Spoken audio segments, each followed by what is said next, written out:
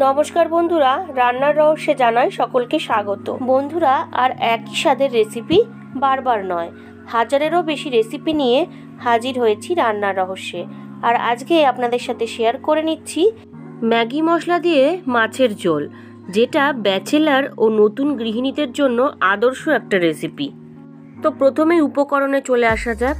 নিয়েছি রুই মাছ 4 পিস, আর নিয়েছি ফুলকপি, আলু, এখানে নিয়েছি টমেটো, কাঁচা লঙ্কা, জিরে গুঁড়ো, 2 রকমের লঙ্কার গুঁড়ো, হলুদ গুঁড়ো, গোটা জিরে আর আদা বাটা, আর নিয়েছি এখানে ম্যাগি মশলা, যেটা মেন ইনগ্রিডিয়েন্ট। তো প্রথমেই মাছে লবণ আর হলুদ মাখিয়ে নিচ্ছি। আর বন্ধুরা, এটা আমি রুই মাছ দিয়ে করেছি, আপনারা চাইলে কাতলা মাছ বা যে কোনো মাছ দিয়েই কিন্তু এটা করতে পারেন। আর এই রেসিপিটা এতটাই সোজা যে ব্যাচেলার বন্ধুরা বা যারা নতুন গৃহিণী তারাও কিন্তু খুব সহজে এই রেসিপিটা বাড়িতে রেডি করে বাড়ির সকলকে তাক লাগিয়ে দিতে পারবেন।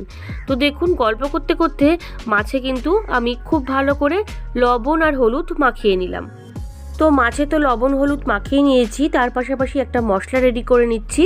দিয়ে দিলাম 1 টিস্পুন আদা বাটা, 1/2 টিস্পুন হলুদ গুঁড়ো, আর 1/2 টিস্পুন ঝাল লঙ্কার গুঁড়ো, আর দিয়ে দিচ্ছি 1/2 teaspoon Kashmiri red chilli powder, just কালারের জন্য। আর পরিমাণ অনুযায়ী দিয়ে দেব লবণ, আর দিয়ে দিচ্ছি 1/2 টিস্পুন জিরে গুঁড়ো। এইবার একটু জল দিয়ে দেবো, দিয়ে মশলাটাকে ভালো করে গুলে নেব। আগেও আপনাদেরকে বলেছি, মশলা এইভাবে রেডি করে নিলে রান্নার টেস্ট কিন্তু দ্বিগুণ বেড়ে যায়। তো দেখুন, মশলাটা রেডি করে নিলাম। তো সর্ষের তেল গরম করে নিয়েছি। এবার লবণ হলুদ মাখিয়ে রাখা রুই মাছগুলোকে ভালো করে আমি ভেজে নিচ্ছি। মাছ ভাজা তো আমরা প্রত্যেকেই জানি কিভাবে করতে হয়, তাও আপনাদের সাথে একটু শেয়ার করে নিচ্ছি। অর্থাৎ যারা নতুন গৃহিণী, যারা একদমই এই কাজে পারদর্শী নন, তারাও কিন্তু খুব সহজেই মাছ ভাজাটা দেখে নিতে পারবেন কিভাবে আমি ভেজে নিলাম।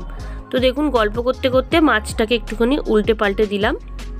তো রুই মাছগুলো ভাজা কমপ্লিট হয়ে গেছে। এবার মাছগুলোকে আমি তুলে নিলাম।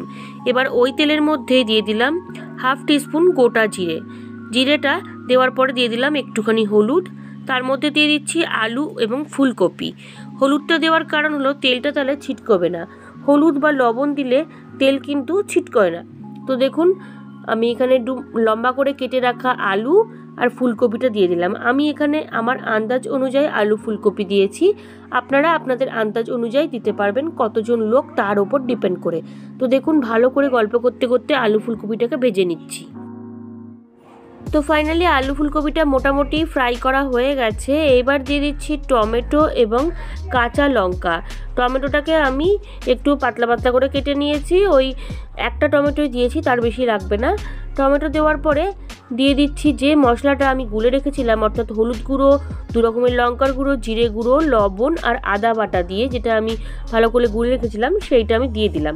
দিয়ে এবার মশলার সঙ্গে আলু ফুলকপিটাকে ভালো করে কষিয়ে নেব।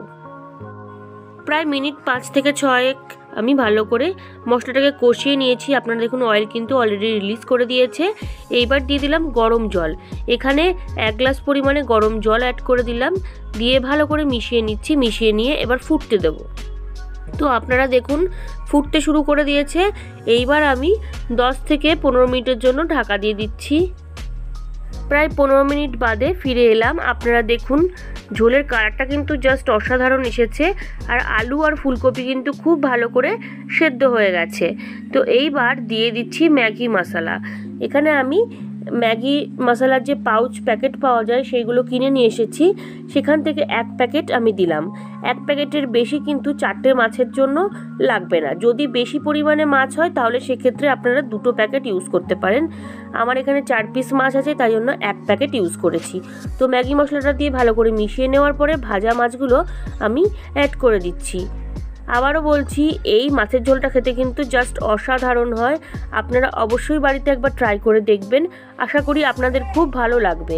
তো দেখুন, মাছগুলো দিয়ে ভালো করে একটুখানি মিশিয়ে নিলাম। তো গ্রেভিটা ফুটতে শুরু করেছে। এইবার জাস্ট 3 থেকে 4 মিনিটের জন্য আমি ঢাকা দিয়ে দেবো, যাতে মাছের মধ্যে ঝোলটা খুব ভালোভাবে অ্যাবজর্ব হয়ে যায়। তো ফাইনালি 3 থেকে 4 মিনিট বাদে ফিরে এলাম। ম্যাগি মশলা দিয়ে মাছের ঝোল কিন্তু অলরেডি আমার ডান। খুব সহজ আর টেস্টি একটা রেসিপি আজকে আপনাদের সাথে শেয়ার করলাম। আশা করি আপনাদের ভালো লাগবে, আর ভালো লাগলে অবশ্যই কমেন্ট করে আমাকে জানাবেন কেমন লাগলো। তো এবার এটা গরম গরম আমি সার্ভ করব। আজকের রেসিপি ম্যাগি মশলা দিয়ে মাছের ঝোল আমার একদম রেডি। ভালো লাগলে বাড়িতে অবশ্যই ট্রাই করবেন ও টেস্টের আনন্দ নেবেন। তার পাশাপাশি লাইক, শেয়ার, কমেন্ট করতে ভুলবেন না। আর নতুন বন্ধুরা যারা এখনও পর্যন্ত আমার চ্যানেলটিকে সাবস্ক্রাইব করেননি, তারা আরও ভালো ও নতুনত্ব রেসিপির জন্য রান্নার রহস্যকে অবশ্যই সাবস্ক্রাইব করবেন। ধন্যবাদ।